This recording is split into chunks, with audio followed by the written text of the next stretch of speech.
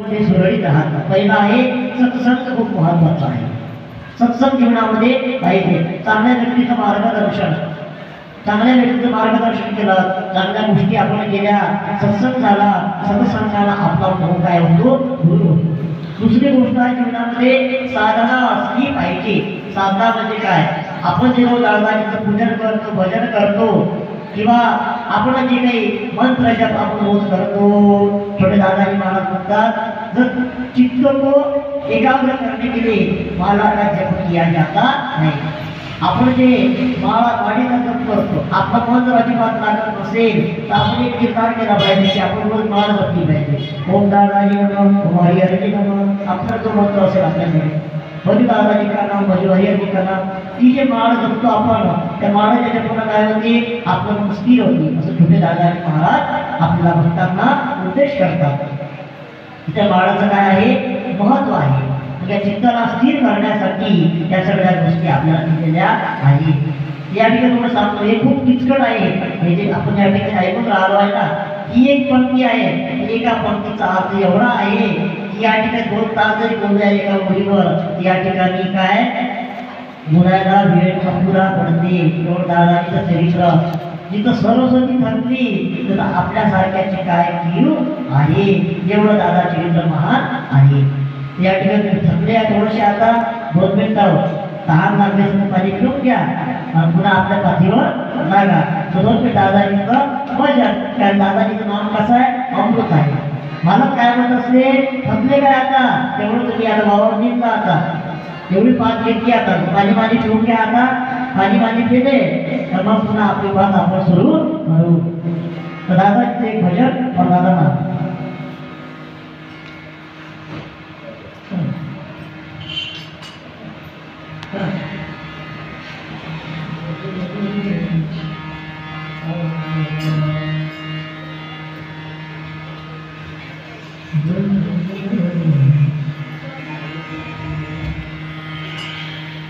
सद्गुरु दादा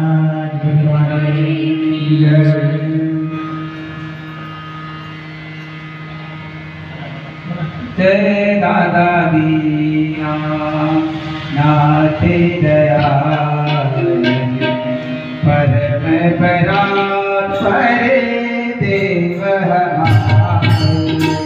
जय दादा नाथे दयाल, परम परात्पर देव हमारे.